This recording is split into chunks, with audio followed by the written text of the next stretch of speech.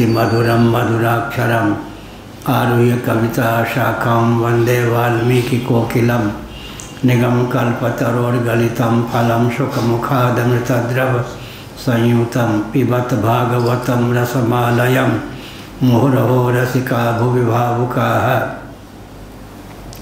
तृणादपि सुनीचेन तरोरपि सहिष्णुना अमानिना मानदेन कीर्तनीय सदा हरि नारायणाखिल गुरो भगवन् नमस्ते शिवाय नमः शिवलिंगाय नमः तन्मे मन शिव संकल्पमस्तु सर्वे भवन्तु सुखिनः। श्री राम जय राम जय जय राम श्री राम जय राम जय जय राम श्री राम जय राम जय जय राम श्री राम जय राम जय जय राम श्री राम जय राम जय जय राम श्री राम जय राम जय जय राम। धर्म की जय हो, अधर्म का नाश हो, प्राणियों में सद्भावना हो, विश्व का कल्याण हो, गौ माता की जय हो, गोहत्या बंद हो, भारत अखंड हो, सर्वभूत हृदय धर्म सम्राट श्री स्वामी करपात्री जी महाराज की जय हो, श्री जगन्नाथ महाप्रभु की जय हो, श्री बलभद्र महाप्रभु की जय हो, भगवती सुभद्रा देवी की जय हो, चक्र सुदर्शन महाभाग की जय हो। हर हर महादेव।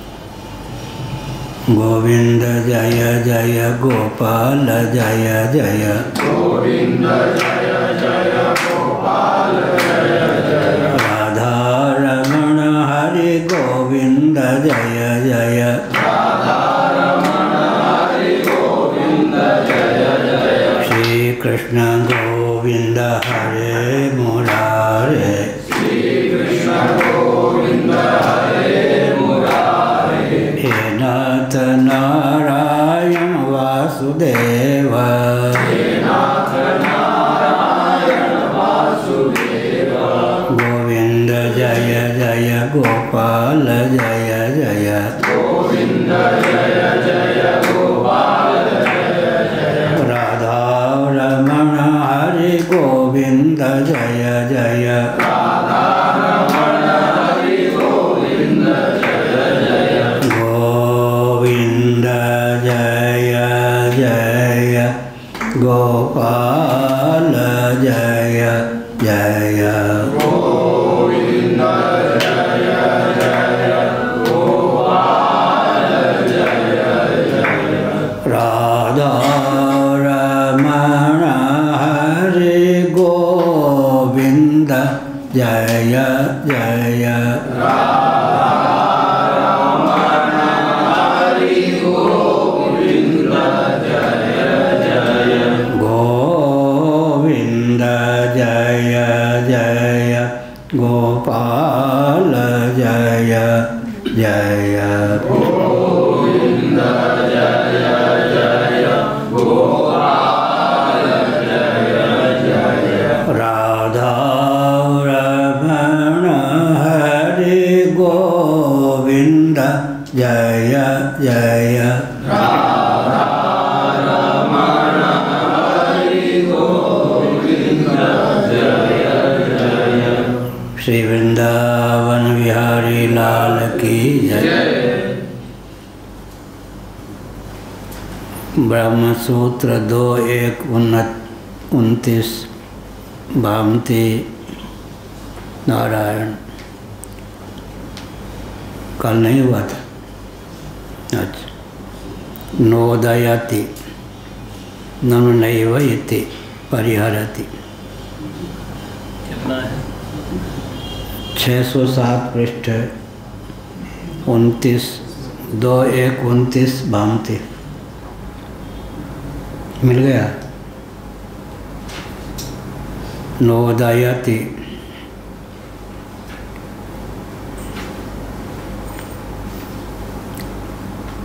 आशंका व्यक्त करते हैं समाधान की भावना से। ननु नैव इति कहकर भाष्यकार भगवान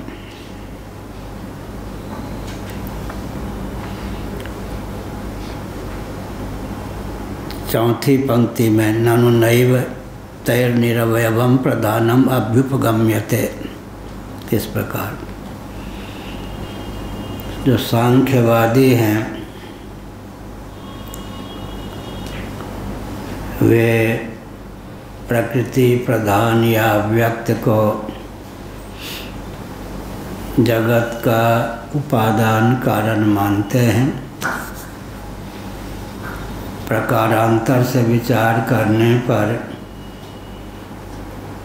निमित्त कारण भी उसी को वे स्वीकार करते हैं, क्योंकि वे वेदों को प्रमाण मानने पर भी निरीश्वरवादी हैं। प्रधान तो अचित है, उसमें ईक्षण कैसे हो सकता है।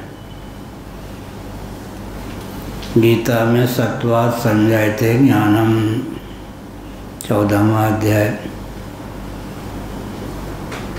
सत्वगुण रजोगुण तमोगुण ये गुणों के प्रभेद हैं। दो प्रकार का प्रस्थान है, भामती प्रस्थान, विवरण प्रस्थान। उसमें रजोगुण की एक प्रस्थान के अनुसार वंश परंपरा नहीं चलती। सत्वगुण और तमोगुण को सक्रिय करने में रजोगुण का उपयोग विनियोग हो जाता है।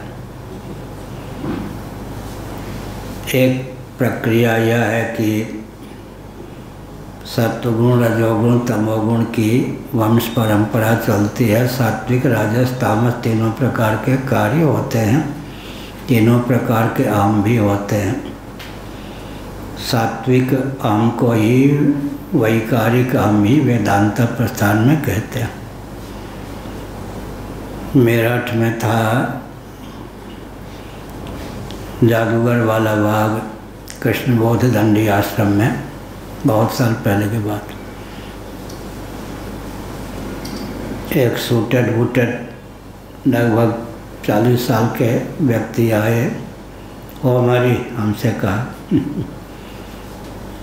तो एक दंडी स्वामी दूसरे दंडी स्वामी को हमारी कहते हैं, वो तो सूटेड बूटेड था, मैं मौन रहा। उसने कहा कि आप मुझे समझते हैं कि मैं गृहस्थ हूँ, गृहस्थ नहीं हूँ। फिर पैंट पहने ये सब। मैं 3 भाई हूँ, एक भाई आ गए। आप कितने भाई हो? 4। अच्छा तो 3 आपके अतिरिक्त 3 हैं, आप बाबा हो गए। उसने कहा कि मैं 3 भाई हूँ, मैं बीच का हूँ। मैंने दोनों भाइयों से कहा कि मैं गृहस्थ नहीं बनूंगा, आप दोनों गृहस्थ बनो। बड़े से कहा छोटे से। ट्रैक्टर का व्यापार है मेरा, दोनों भाइयों को ट्रैक्टर के बेचने से आमदनी जो है लाभ, उससे पोषित करता हूँ। हमने कहा ठीक ऐसे ही बीज का जो रजोगुण है, एक प्रस्थान में उसकी वंश परंपरा नहीं चलती। सत्वगुण को सक्रिय करने में, रजोगुण को सक्रिय करने में ही, तमोगुण को सक्रिय करने में ही रजोगुण की शक्ति का उपयोग विनियोग हो जाता है। दूसरी प्रक्रिया वह है कि सात्विक राजस तामस तीनों प्रकार के प्रकोप चलते हैं। अब यहाँ पर रजोगुण उद्दीपक होता है, उद्दीपन पैदा करना, क्रिया शक्ति प्रधान है। तमोगुण अवष्टम्भात्मक है, रजोगुण उपष्टम्भात्मक है, सत्वगुण उद्योतष्टम्भात्मक है। एक दिन हमने कहा उद्योतष्टम्भ शब्द बनाया गया है अपनी ओर से। रजोगुण अवष्टम्भात्मक है, तमोगुण अवष्टम्भात्मक है, रजोगुण उपष्टम्भात्मक है, सत्वगुण उद्योतष्टम्भात्मक है। यहाँ पर कहा गया प्रधान त्रिगुणात्मक है। सांख्य प्रस्थान के अनुसार ईश्वर अमान्य है। सत्वगुण को लेकर ईक्षण हो जाता है गुणक्षोभ के अनंतर। वेदांत प्रस्थान में ईश्वर की भूमिका जो है सांख्य प्रस्थान में सत्वगुण को लेकर हो जाए, और तमोगुण जो है उपादान बन जाता है। इस प्रकार सत्व को लेकर निमित्त कारणता बन जाती है प्रधान में, तमोगुण को लेकर उपादान कारणता बन जाती है। जगत का भिन्न निमित्तोपादान कारण सांख्य प्रस्थान में प्रधान ही सिद्ध होता है। अब व्याख्या के बिना अगर बोल देंगे तो लोग टूट पड़ेंगे क्या मनन से जो तथ्य निकला है वो हम बोलते हैं। लेकिन इस पर विचार किया गया, कोई भी जड़ वस्तु है उसमें ईक्षण गौण हो सकता है, मुख्य नहीं। या छड़ी अब तुम पे बरसना ही चाहती है, नदी का किनारा अब टूटना ही चाहता है। इस प्रकार से जड़ वस्तुओं में जो ईक्षण है वो गौण है। उसके ईक्षण से चतुर्दश भुवनात्मक ब्रह्मांड की संरचना संभव नहीं है। यह वेदांतियों का पक्ष है, लेकिन सांख्यों के यहाँ तमोगुण के द्वार से उपादान कारण प्रधान बन जाता है, सत्वगुण के योग से वह निमित्त कारण बन जाता है। तो अभिन्न निमित्तोपादान कारणता का निर्वाह त्रिगुणात्मक प्रधान से महासर के प्रारंभ में हो जाता है, ईश्वर की अपेक्षा नहीं होती। यह अब तमोगुण रजोगुण सत्वगुण की साम्यावस्था का नाम प्रधान है, प्रकृति है, अव्यक्त है, अव्याकृत है, कुछ भी नाम दे सकते हैं। महाभारत में 22-23 नाम है प्रधान के। त्रिगुणात्मक है प्रधान। त्रिगुणात्मक प्रधान जो है सावयव है या निरवयव, या शास्त्रार्थ चल रहा है। सावयव जो होता है वो तो कार्य होता है, तो कार्य कोटि प्रविष्ट हो जाएगा प्रधान अगर सावयव कहेंगे तो। मूल कारणता प्रधान की निरस्त हो जाएगी। तब कहते हैं कि सत्वगुण रजोगुण तमोगुण, ये जो तीन गुण हैं उसके अवयव हैं। अवयव, लेकिन प्रश्न उठता है कि सत्वगुण रजोगुण तमोगुण सही, ये अवयव निरवयव हैं या नहीं इनको अगर निरवयव नहीं मानेंगे तो फिर कार्यकोटि प्रविष्ट हो जाएंगे। तीन निरवयवों का जो संवेद स्वरूप होगा प्रधान, उसमें निरवयव शब्द उपचारित होगा या मुख्य रूप से चरितार्थ होगा, यह सब शास्त्रार्थ।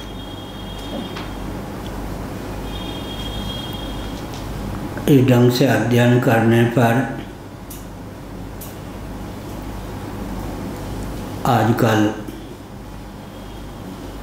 विश्व स्तर पर हम सनातन सिद्धांत को यौक्तिक धरातल पर भी प्रस्तुत कर सकते हैं, नहीं तो गिने चुने अनुयायियों तक सीमित रहेंगे। सनातन सिद्धांत की असहिष्णुता तो पूरे विश्व को प्राप्त है। प्रायः सनातन सिद्धांत में आस्थान्वित गिने चुने व्यक्ति ही हैं। तो यौक्तिक धरातल पर भी जब हम वस्तु स्थिति को प्रस्तुत करते हैं तब बात बनती है। इसलिए ब्रह्मसूत्र में तर्कपाद है। तर्कपाद का अर्थ क्या हुआ?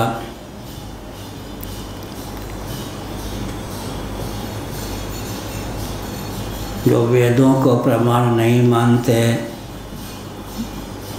निरीश्वरवादी भी हैं, नास्तिक हैं,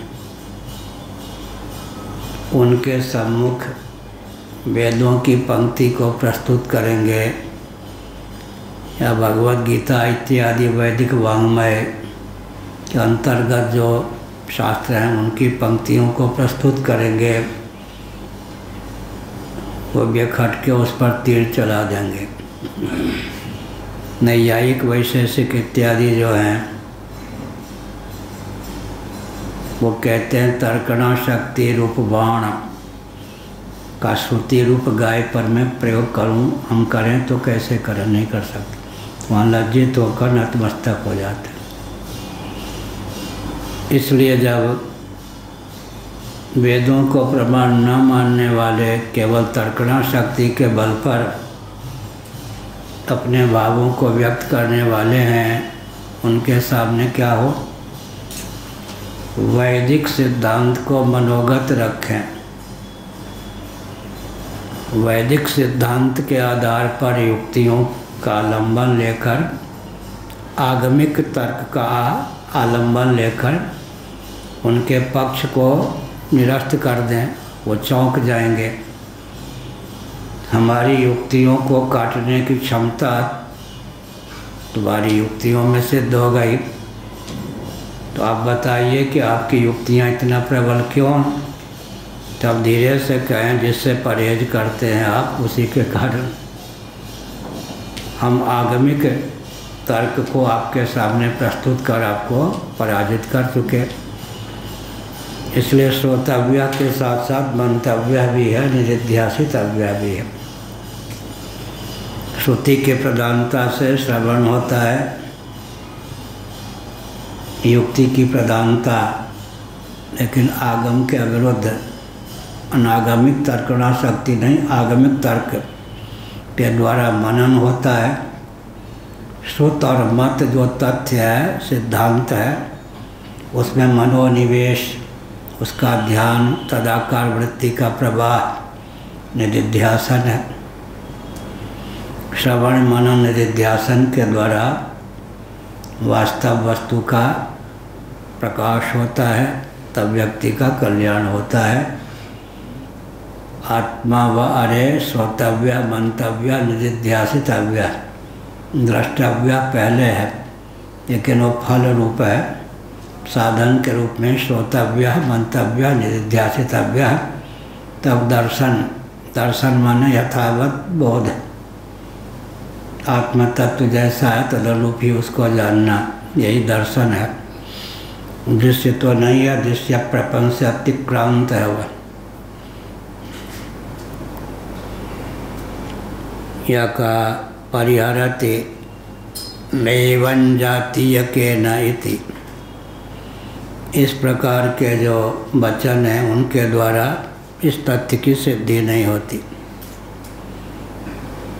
यद्यपि समुदाय सावयवा तथापि प्रत्येकम सत्वादयो निरवयवाः। यद्यपि जो समुदाय होता है वह तो सावयव ही होता है, लेकिन प्रश्न यह है कि प्रत्येक प्रधान का जो अवयव, कितने प्रधान के अवयव हो गए? 3, सत्व रजस तम। सत्व रज तम सत्व रजस तमस, सत्वगुण रजोगुण तमोगुण 3 अवयव हो गए। सत्वगुण भी निरवयव, रजोगुण भी निरवयव, तमोगुण भी निरवयव, तीनों का समुदाय सावयव होगा या निरवयव? कहो जी श्याम जी क्या होगा? ठीक है। सत्वगुण निरवयव, रजोगुण निरवयव, तमोगुण निरवयव। निरवयव ना हो तो कार्यकोटि प्रविष्ट हो जाए। तीनों का समुदाय सावयव होगा या निरवयव? कहने को सावयव, वस्तुतः निरवयव। क्या हुआ? यद्यपि समुदाय सावयवः तथापि प्रत्येकम सत्वादयो निरवयवाः। यद्यपि यह सिद्धांत है कि जो समुदाय होता है सावयव होता है। व्यक्तियों का समुदाय, वृक्षों का समुदाय, कण कण का समुदाय, इस प्रकार परमाणुओं का समुदाय कह सकते हैं कुछ लोग। प्रत्येकम सत्वादयो निरवयवाः, लेकिन एक एक घटक जो है समुदाय का, जो एक एक घटक है वह तो निरवयव ही है। कौन कौन घटक है? सत्वगुण, रजोगुण, तमोगुण घटक।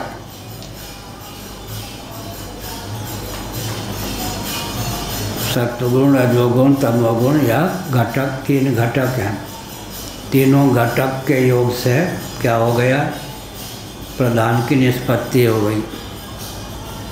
मिथिलांचल में विवाह में जो माध्यम होते हैं उनका नाम घटक। कार्य को घटाने वाले माने सिद्ध करने वाले। पारिभाषिक शब्द है वहाँ, घटक हैं, एक एक अवयव। तो तीनों के तीनों निरवयव हैं। उनका संवेद स्वरूप जो प्रधान है उसको सावयव कहना चाहिए या नहीं? निरवयवों के समुदाय का नाम सावयव हो सकता है क्या? समुदाय होने पर भी उसमें निरवयवत्व की प्रसक्ति ही होगी, न कि सावयवत्व की प्रसक्ति होगी।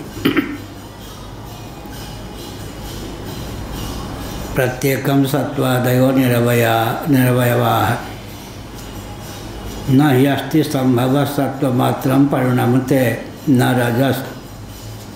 तमसी जो लिखा है उसको तमसी करना।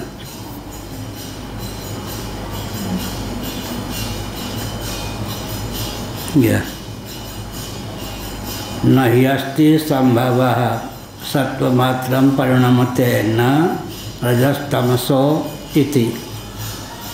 तमसी रजस्तमसी इति, यही है ना द्विवचन? ठीक है, द्विवचन। तो ब को म कर,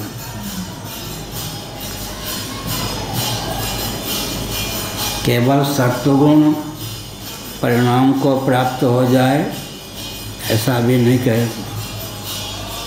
केवल रजोगुण परिणाम को प्राप्त हो जाए, तमोगुण परिणाम को प्राप्त हो जाए, यह भी नहीं। तीनों घटक के योग से कार्य की मादादि की निष्पत्ति होती है महाषट के प्रारंभ में। न हि अस्ति संभव सत्वमात्रम परिणमते न रजस्तमसी इति। सर्वेषां संभूय परिणामाभ्युपगमात्। ये जो तीनों घटक हैं सत्व रजस तमस, ये जब मिल जाते हैं संभूय परिणामाभ्युपगमात्, इनके मिलने पर परिणाम की निष्पत्ति होती है यह अभिप्राय। इससे भी संघ बल को महत्व प्राप्त होता है या नहीं? अकेला चना बाढ़ नहीं फोड़ सकता, एक एक घटक। तो यही है, संघ बल को प्रोत्साहन मिलता है। किससे? दर्शन शास्त्र से भी।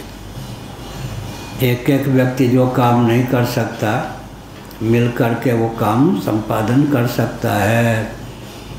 अगर कोई दर्शन शास्त्र का मर्मज्ञ होगा तो संघ बल का समर्थक होगा ही। अब अगर कोई सत्य संकल्प है तो कालिदास जी ने क्या लिखा, क्रिया सिद्धि सत्वे, क्रिया की सिद्धि सत्य संकल्प से ही हो जाती है, उसका कोई साथ दे या ना दे। सत्य संकल्प जो व्यक्ति होता है तो बिना संघ बल के भी काम कर लेता है। नहीं तो आजकल तो आवश्यक है संघ बल। या न यष्टि संभव सत्वमात्रं परिणमते न रजस्तमसि इति सर्वेषां संभूय परिणामाभ्युपगमात्।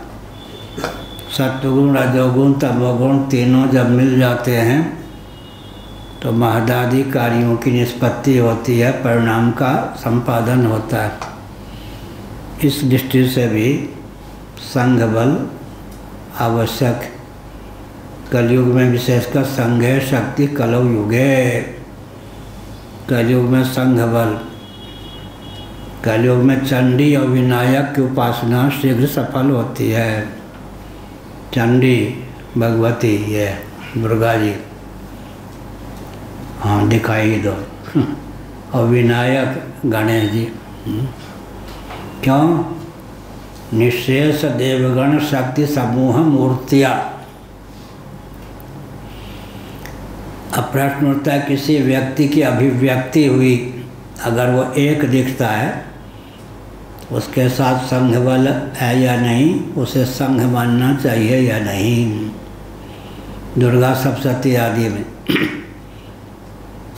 शुंभ निशुंभ इत्यादि ने ताना कसा, बहुत चिल्लाती हो, शोर करती हो, दमखम हो तो अकेले जूझ जाओ, अपनी सहेलियों को क्यों साथ में रखा है? लो सहेलियाँ गई, हम अकेले जूझ के दिखा देती हैं। एक व्यक्ति भी संग हुआ या नहीं? दुर्गा सप्तशती। निशेष देवगण शक्ति समूह मूर्तियाँ। निशेष देवगण शक्ति माने जितने देवता हैं, 33 देवता मुख्य होते हैं, फिर 33 कोटि हो जाते। कोटि माने प्रकार, कोटि माने करोड़। 8, 11, 12, 2 कितना हुआ अमेरिका वाले? श्याम। 8, 11, 12 and 2।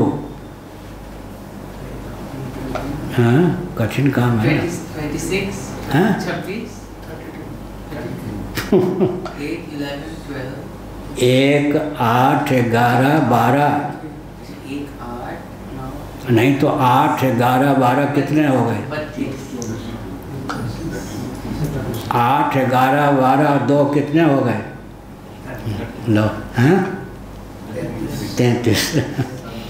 अष्ट वसु, वसु के कितने भेद हैं? 8। उसमें से एक वसु के अवतार कौन? भीष्म जी थे। अष्ट वसु, 11 रुद्र, 12 आदित्य और 2 अश्विनी कुमार। बृहदारण्यक उपनिषद में 33 देवताओं का उल्लेख है। कितने हो गए चैतन्य? 8, 11, 12, 2। 8 वसु, 11 रुद्र, 12 आदित्य और 2 अश्विनी कुमार बैठे। अश्विनी कुमारों के नाम क्या हैं? नासत्य और दशरथ। अश्विनी कुमार भगवान सूर्य की कृपा से प्रकट, इनके नाम है नासत्य और दशरथ। महाभारत उपनिषदों में ये 33 देवता हो गए। कोटि माने प्रकार, देवताओं के प्रकार 33 हो गए। अब यही पत्नी, बेटे, पोते, नाती सबको मिलाकर 33 कोटि भी हो जाते हैं कालांतर में। वस्तुतः कोटि का अर्थ है प्रकार। देवताओं के प्रकार कितने हैं? 33। 8 वसु, 11 रुद्र, 12 आदित्य, 2 अश्विनी कुमार। अश्विनी कुमार का नाम क्या है? नासत्य और दशरथ। एक का नाम है नासत्र, नासत्य और दस्र। लेकिन अर्थ कैसे करेंगे? दस्र तो हिंसा के अर्थ में आ जाता है, हिंसक हो जाएंगे। नौ की अनुगति वहाँ भी। वीत राग भय क्रोधा। वीत शब्द राग भय क्रोध तीनों के साथ लगेगा या नहीं? नहीं तो राग भय क्रोध से युक्त, राग रहे तो भय क्रोध से युक्त। मनमया मामुपासिता, गीता में वीत राग भय क्रोधा। तो वीत को कहाँ लगाएंगे? राग तक ही सीमित रखेंगे क्या? तब कहाँ भय और क्रोध? नहीं तो राग रहित है, क्रोधी बहुत है और भयभीत भी है, डरपोक भी है। ऐसा नहीं, वीत राग भय क्रोधा। ऐसे ही नासत्य न और दस्र में नौ जो है इनके साथ भी लग जाता है। नाक का अर्थ क्या होता है? रंक नाकपति होए स्वर्ग। क ओ नौ, नाक का अर्थ क का जो अर्थ होता है वही नाक का अर्थ होता है। दो अक्षर बढ़ा देने पर भी अर्थ में कोई अंतर नहीं पड़ता। रंक नाकपत होए, पति होए। अपने शरीर में नाक कहाँ है कहीं? कहाँ? ये क माने सुख, अ माने नहीं, सुख नहीं, ऐसा नहीं। नो, नाक, नाक का अर्थ क्या हो गया? कोई वहाँ फिर आके जो क का अर्थ वही हुआ, वही नाक का अर्थ हुआ। क के पहले एक अक्षर लगा दें और अक, अक माने क नहीं, सुख नहीं, दुख, सुख नहीं, ऐसा नहीं। निषेध का निषेध कर देने पर विधि की प्रसक्ति हो जाएगी नहीं। घट नहीं, ऐसा नहीं, माने घट ही। तो अंत में नाक का अर्थ क्या हुआ? अमेरिका। श्याम जी, कठिनाई होती होगी हिंदी में। किस प्रांत का शरीर है? तमिल। हाँ, जन्म तो उधर हुआ है ना? जन्म कहाँ हुआ? उधर ना? नहीं, जन्म मेरा न्यूयॉर्क में हुआ। वही तो न्यूयॉर्क में हुआ, तब तो ठीक है। तमिलनाडु के, ठीक है, हाँ तो ठीक। तो नाक का अर्थ घुमा फिरा के क्या हुआ? जो क का अर्थ है वही रंक नाकपति होए। तुलसीदास ने लिखा जो रंक होता है वो नाकपति हो जाता है। और स्वर्ग, स्वर्ग को सुख, स्वर्ग क्या है? सुख विशेष। स्वर्ग का अर्थ हो जाता है सुख विशेष। स्वर्ग लोक भी है, सुख विशेष का नाम भी स्वर्ग हो जाता है। रंक नाकपति होए, जो रंक है, दरिद्र है, सपने ही होए भिखारी नर। स्वप्न में राजा भी भले ही हो, स्वप्न में कभी कभी भिखारी अपने को पाता है। रंक नाकपत होए, और जो जागृत में गरीब है, स्वप्न में कभी कभी राजा धीराज हो जाता है। रंक नागपत होए, रंक नागपत होए। और जागे हानि लाभ, कुछ जगने पर जो जैसा था वैसे ही हो जाता। ऐसे ही कहा, यही कहा सर्वेषां संभूय परिणामाभ्युपगमात्। ये तीनों अवयव हैं, सत्व रजस तमस, तीनों अवयव हैं निरवयव। सत्वगुण भी निरवयव, रजोगुण भी निरवयव, तमोगुण भी निरवयव। इन तीनों गुणों का जो संवेद स्वरूप है वही प्रधान है, अव्यक्त है, प्रकृति है। माया भी कहेंगे वेदांती, त्रिगुणात्मिका त्रिगुणमयी माया। ये तीनों मिल जाते हैं तब जाके परिणाम की प्राप्ति होती, अर्थक क्रियाकारिता की सिद्धि होती है। कैसे है? तब बीच वाला जो रजोगुण है, ये हमने कहा दो प्रस्थान है, विवरण प्रस्थान, भांति प्रस्थान। बीच का जो रजोगुण है उसको भी सक्रिय कर दे, नीचे वाले को, ऊपर वाले को भी सक्रिय कर दे। बीच वाला रजोगुण। तमोगुण भी क्या है? चेष्टा शून्य है, सत्वगुण भी चेष्टा शून्य क्रिया शून्य दोनों होते। कौन कौन? सत्वगुण भी क्रिया शून्य, तमोगुण भी क्रिया शून्य, लेकिन दोनों को सक्रिय करने में रजोगुण का उपयोग विनियोग होता है। एक प्रस्थान है रजोगुण के दोहरा काम अगर कह दें कि सत्वगुण को भी सक्रिय कर दे, तमोगुण को भी सक्रिय कर दे, अपनी वंश परंपरा भी चला ले, क्या अपनी वंश परंपरा भी चला ले, तो एक प्रस्थान हो गया। राजस आम के भी कार्य हो जाते हैं, वैकारिक आम के, राजस आम के, तामस आम के भी कार्य हो जाते हैं। अंतःकरण, इंद्रिय और तन्मात्र वस्तु को लेकर यह हुआ। सर्वेषां संभूय परिणामाभ्युपगमात्, तीनों के एकीभूत होने पर परिणाम की निष्पत्ति होती है। प्रत्येकं च अनवयवानां कृष्ण परिणामे मूलोच्छेद प्रसंगः। यह प्रत्येकं च अनवयवानां कृष्ण परिणाम है। अगर ये जितने अवयव अनवयव उनका संपूर्ण अगर परिणाम हो गया तब क्या होगा?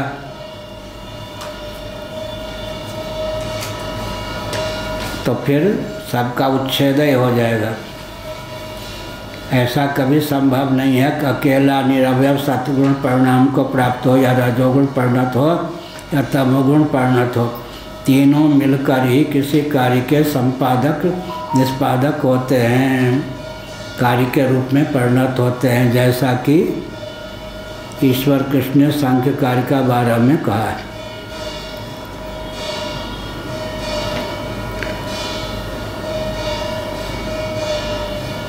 न ह्यस्ति संभव सत्वमात्रं परिणमते न रजस इति। केवल रजोगुण, तमोगुण या सत्वगुण परिणाम को प्राप्त नहीं होता। तीनों का संवेद स्वरूप होता है, एक दूसरे के उपोद्बलक हो जाते हैं, तब जाकर परिणाम की सिद्धि होती है। इससे संघ बल की शिक्षा मिलती। एक एक एक तीनों असमर्थ, तीनों मिलके काम करें तो समर्थ हो जाएंगे।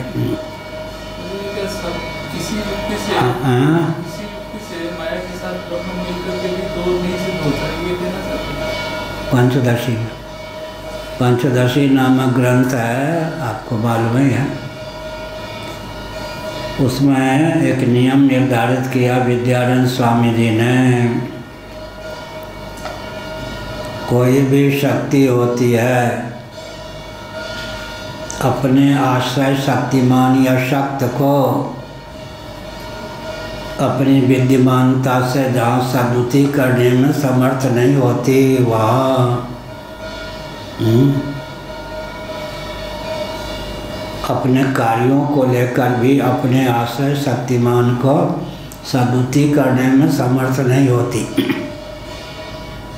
सब कुछ हो जाने पर भी कुछ नहीं हुआ, द्वैत की सिद्धि नहीं हुई। उदाहरण क्या हुआ? विद्यानंद स्वामी जी ने उदाहरण दिया है, मिट्टी ब्रह्मनिष्ठ जो स्निग्धता नाम की शक्ति है, वो अपनी विद्यमानता से जहाँ मिट्टी को सदुति नहीं होने देती, वहाँ घटादि कोटि कोटि क्रियाकलापों के योग से भी अपने आश्रय मिट्टी को सदुति नहीं होने देती। इस प्रकार महाप्रलय की दशा में जिस प्रकार ब्रह्म अद्वितीय होकर ही रहता है, उसी प्रकार महासर्ग के प्रारंभ में सब कुछ हो जाने पर भी द्वैत की सिद्धि नहीं होती। नियम क्या निकला?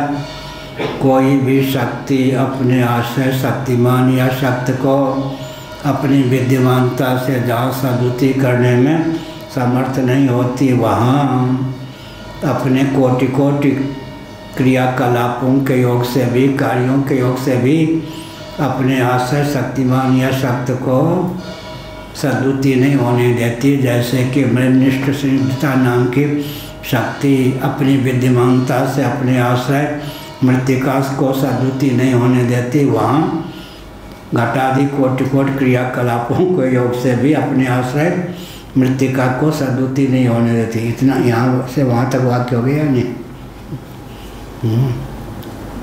कोई भी शक्ति अपनी विद्यमानता से अपने आश्रय शक्तिमान को जहाँ सद्बुद्धि नहीं होने देती, वहाँ अपने कार्यों की विद्यमानता से भी अपने आश्रय शक्तिमान को सद्बुद्धि नहीं होने देती। जैसे कि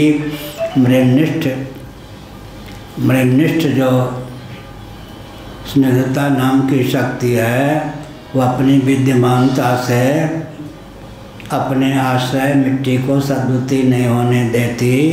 वहाँ घटादि कोटि कोटि का क्रियाकलापों के योग से भी अपने आश्रय मिट्टी को सद्बुद्धि नहीं होने देती। लंबा वाक्य बोलो, बोल ही लोगे।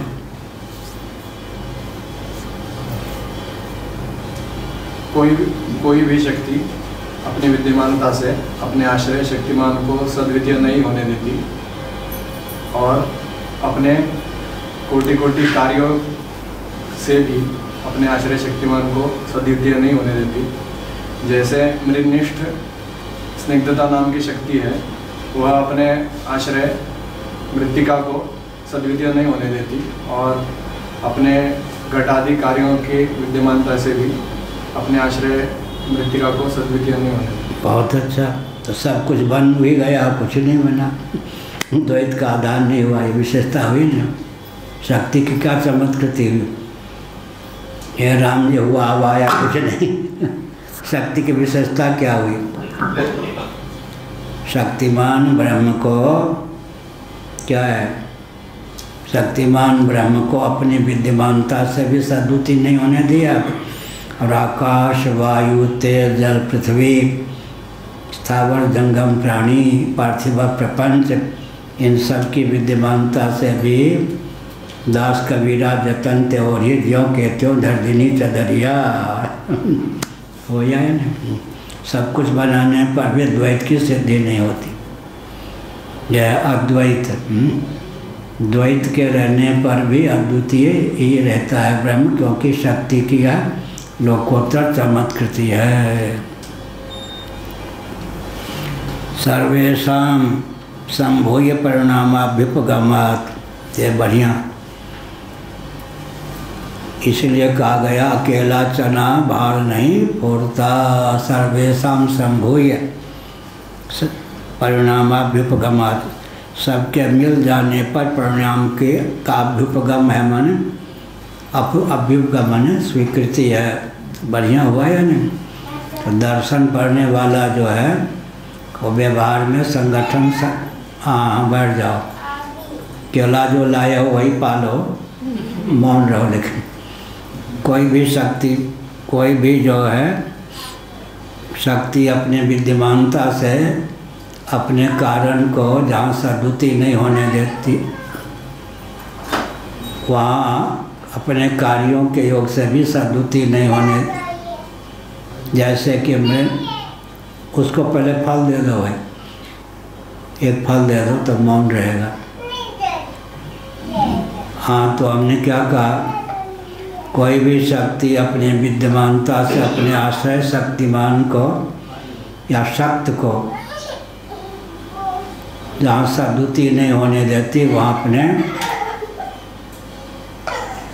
उसको नींद लग रही है या पूर्व जन्म का इस जन्म का संस्कार नहीं है सुनने का। हाँ ठीक है, पहली बार आया होगा प्रवचन में। हमारी चाची जब 5 साल के थे, गोद में बैठा के ले जाती थी पुराण की कथा सुनाने। हमने क्या कहा? गेल भैंस पैन में। सर्वेषां संभूय परिणामाभ्युपगमात् प्रत्येकं च अनवयवानां कृष्ण परिणामे मूलोच्छेद प्रसंगः। जो प्रत्येक है माने सत्वरजस तमस, ये तो अवयव रहित हैं।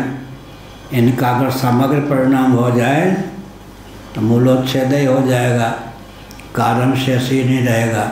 इसमें क्या आपत्ति होगी? अगर कारण सर्वतोभावेन कार्य का रूप धारण कर ले, जैसे कि दूध सर्वतोभावेन दही का रूप धारण कर लेता है, तो फिर सृष्टि में तत्व की संख्या अंतिम कार्य के अतिरिक्त और कुछ होगी क्या? अंतिम कार्य ही तो एक तत्व रह जाएगा। अब प्रलय की प्रक्रिया भी नहीं बनेगी। सृष्टि की प्रक्रिया में कोई भी उपादान अपने स्वरूप को यथावत शेष रखकर ही अपनी अपेक्षा सन्निकट सविशेष को उत्पन्न करता है। इस दृष्टि से निर्विशेषता की अवधि जहाँ परमात्मा है वहाँ सविशेषता की अवधि पृथ्वी है। निर्विशेषता की अवधि परमात्मा से एक विशेषता संपन्न शब्द गुण संपन्न आकाश की उत्पत्ति हो जाती है। कोई भी कारण अपने गुण के सहित अपने उपादेय रूप कार्य में विद्यमान रहता है। इस दृष्टि से आकाश से वायु की उत्पत्ति हो जाती है। वायु में आकाश भी अनुगत है, आकाशनिष्ठ शब्द भी अनुगत है। ऐसा ही फिर वायु अग्नि के रूप में और अग्नि जल के रूप में, जल पृथ्वी के रूप में।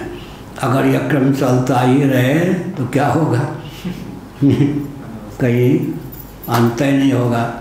इसलिए फिर पृथ्वी जो है विशेषता की पराकाष्ठा है, परमात्मा तत्व निर्विशेषता की पराकाष्ठा है। निर्विशेष से सन्निकट सविशेष की उत्पत्ति यह सर्गम क्रम है और सविशेषता की अवधि जो है वो निर्विशेष भावापन्न होती जाए, उसी का नाम है प्रलय क्रम। हो गया।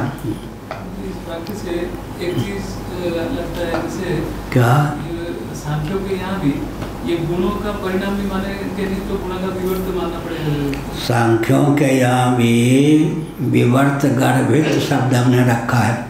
विवर्त गर्भित परिणामवाद है, क्योंकि कारण सर्वतोभावेन उच्छिन्न हो जाएगा। ऐसा नहीं, कारण शेष रहता हुआ अपने अतीत कार्य को भी उत्पन्न कर देता है। इसीलिए अचित पदार्थों के 24 प्रभेद हो जाते हैं। सांख्यों के बारे में हमने कहीं लिखा है विवर्त गर्भित परिणामवादी ये हैं। विवर्त गर्भित परिणामवादी। इसलिए विवर्त की सहिष्णुता सांख्य सिद्धांत के अनुसार हो जाती है। विवर्त अतत्वतो अन्यथा प्रथा, अतत्वतो अन्यथा प्रथा विवर्त है। उस विवर्त का लक्षण आचार्यों ने किया।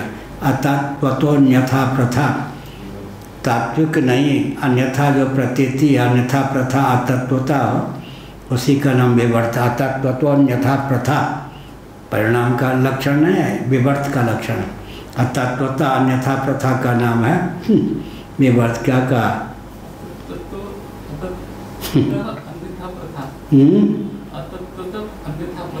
अतत्वतः अन्यथा प्रथा का नाम है और तत्वतः अन्यथा प्रथा का नाम है। अंतर हो गया ना। अतत्वतो अन्यथा प्रथा, अतत्वतो अन्यथा प्रथा जीव तोड़नी पड़ते। हाँ कहो पंडित जी, पाठ में पंडित जी, बाकी ब्रह्मचारी प्रफुल्ल जी, पकार तो है ही। अतत्वतो अन्यथा प्रथा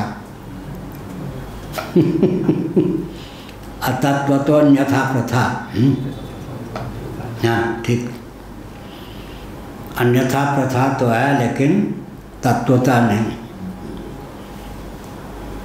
कोई भी उपादान अपने स्वरूप को शेष रखता हुआ ही सन्निकट सविशेष परिणाम को प्राप्त होता है। इसलिए अतत्वता है वह, तत्वता नहीं। अपने स्वरूप को शेष रखता है तभी सांख्यों के यहाँ कार्यों के इतने प्रभेद हो जाते हैं, नहीं तो फिर अंतिम कार्य ही कार्य रह जाए। इसलिए प्रत्येकम चानवयानाम कृष्ण परिणाम में मूलोच्छेद प्रसंग राम तीर्थ मिशन से पहले, बहुत पहले प्रकाशित हुआ था। वृंदावन में यहाँ कोई ग्रंथ होगा, वेदानुवचनम। नगीना सिंह ने फारसी में लिखा था ग्रंथ वेदानुवचनम।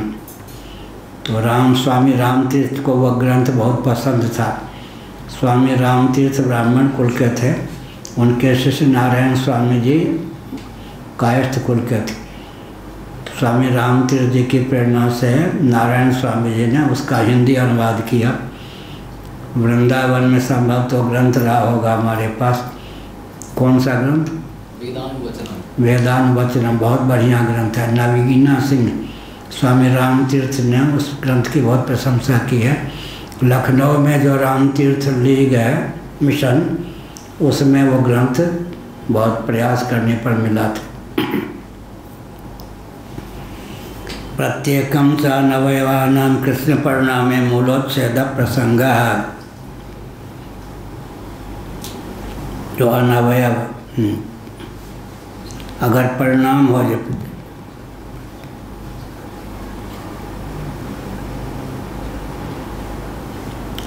पाठ आप लोगों में क्या है?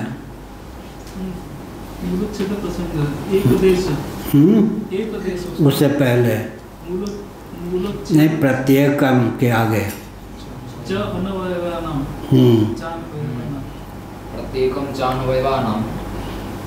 प्रत्येक निरवय गुण माने यहाँ पर अनवयव माने निरवय कौन हो गए? सत्व रजस तमस। यह कृष्ण परिणाम में, कृष्ण माने संपूर्ण परिणाम को प्राप्त हो जाए तब क्या होगा? न रहे वास न बने वास में, मूलोच्छेद हो जाएगा। फिर तो न सत्व रहेगा, न रजोगुण न तमोगुण। इसलिए सत्व रजस तमस ये जो तीन गुण हैं अपने कार्यों को उत्पन्न करके स्वयं नष्ट हो जाते हों या नहीं, या कार्य के रूप में ही सर्वतोभाव में परिणत हो जाते हो, ऐसा नहीं, यथावत रहकर भी कार्योत्पादन कर देते हैं। केवल साम्यावस्था भंग होती है सृष्टि काल में, वस्तुतः सत्व रजस तमस भंग नहीं होते, वो विद्यमान ही रहते हैं। यह हुआ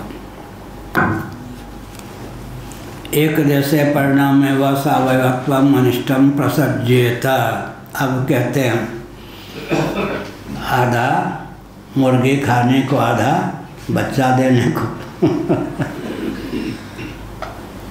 एक देश में परिणाम मानेंगे, एक देश परिणत हो जाता है, बाकी किसी अंश में, देश माने अंश मान लें, किसी अंश में परिणाम को प्राप्त होता है, किसी अंश में बना रहता है। अर्धजड़ती अन्याय क्या? एक ही गाय में आधा अंश उसका जर्जर, आधा अंश बच्चा लेने के योग्य नहीं। अर्धजड़ती अन्याय की प्रसक्ति हो जाएगी, मूल का ही उच्छेद हो जाएगा।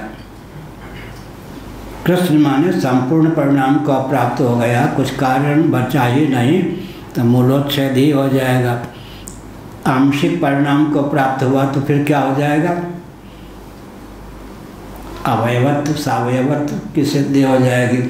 तो न तो हमको सावयव चाहिए, सावयवत्व की प्रसक्ति से बचने के लिए, अब मूलोच्छेद से बचने के लिए क्या करना चाहिए फिर?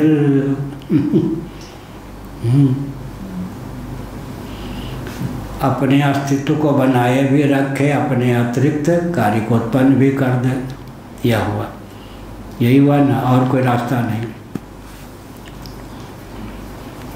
तथानुवादिनोपि इति, हमारे ही पक्ष में नहीं, वैशेषिक पक्ष में भी समान दोष। अब वो आपत्ति की, आपके यहाँ संपूर्ण परिणाम हो जाएगा तो मूल का उच्छेद हो जाएगा, आंशिक परिणाम होगा तो क्या हो जाएगा जी? अर्धजड़ती अन्याय की परिणाम प्राप्ति होगी, सावयवत्व की प्रसक्ति होगी। तब यहाँ पर एक नियम है, अरे भाई तुम कहते हो कि तुम पाँव से चलते हो, तो तुम क्या चलते हो? सर से चलते हो। जो आक्षेप तुम मुझ पर कर रहे हो वो आक्षेप तो तुम पर भी है, तो हम भी उस आक्षेप का समाधान क्यों करें? तुम्हारे पक्ष में भी तो आक्षेप है ही। परमाणु अगर शेषी नहीं रहेंगे तो फिर क्या होगा?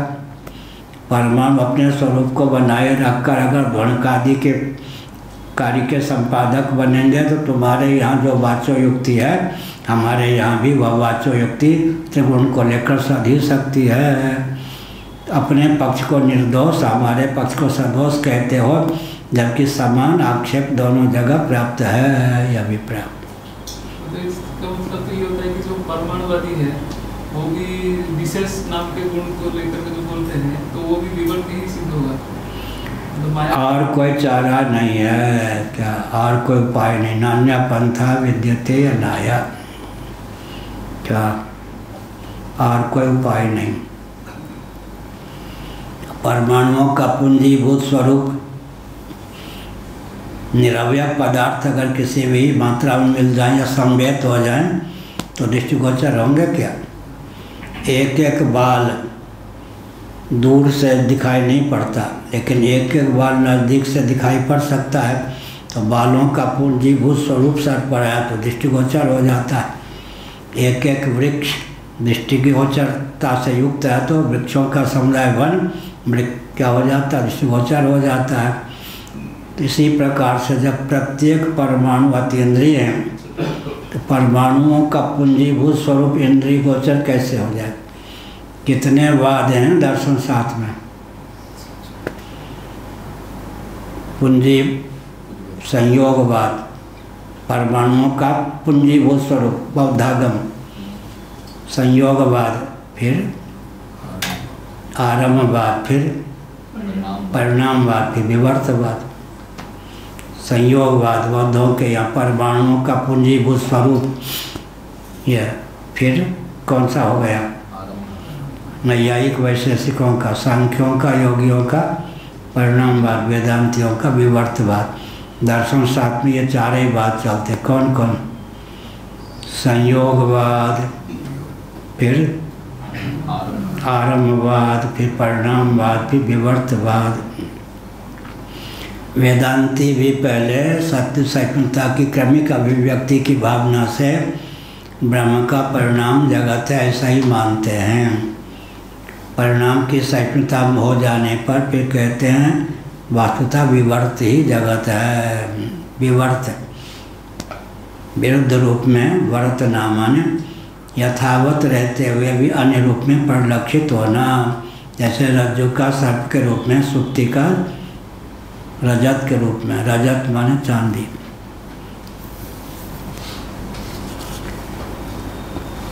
नौ बज गया। तथाणुवादी नोपीयति वैशेषिकाणाम ह्यणुभ्यो संयोज्य द्वणुकम, दो अणुओं के संयोग से द्वणुक, तीन द्वणुकों के संयोग से रसवण। इस प्रकार से एक विचित्र बात है। क्या हुआ? सूक्ष्मता से स्थूलता की प्राप्ति होती जाए, आरंभवाद में हो गया। और विभुता से सूक्ष्मता से नहीं, हाँ, संकीर्ण अणुवाद माने परिच्छिन्नता से विभुता की प्राप्ति होती चली गई आरंभवाद में। अब विभुता से परिच्छिन्नता की प्राप्ति होती गई तो सांख्यों के यहाँ आकाश की अपेक्षा वायु कम विभु, वायु की अपेक्षा अग्नि कम विभु, अग्नि की अपेक्षा जल कम विभु, जल की अपेक्षा पृथ्वी कम विभु, पृथ्वी की अपेक्षा पार्थिव प्रपंच कम विभु। कार्य में विभुता की कमी और कार्य में वृद्धि, द्वणुक मिलने पर, दो अणु मिलने पर द्वणुक, उनकी अपेक्षा परिणाम बढ़ता जाएगा। फिर त्रसरेणु, फिर दे महापृथ्वी, महाजल, महातेज, महावायु, चार तक। आकाश उनके यहाँ जो है अनुत्पन्न है, नित्य है। पृथ्वी, जल, तेज, वायु, आकाश, दिक्काल, आत्मा और मन नौ पदार्थ हैं। आकाश उनके यहाँ नित्य ही है, काल नित्य ही है। ये सब पृथ्वी, जल, तेज, वायु के परमाणु नित्य ही होते हैं आरंभवाद के अनुसार। ओम पूर्णमदः पूर्णमिदं पूर्णात् पूर्णमुदच्यते पूर्णस्य पूर्णमादाय पूर्णमेवावशिष्यते। ओम शांति शांति शांति। श्रीमद् जगत गुरु शंकराचार्य भगवान की जय हो। सत्य सनातन धर्म की जय हो। धर्म की जय हो। अधर्म का नाश हो।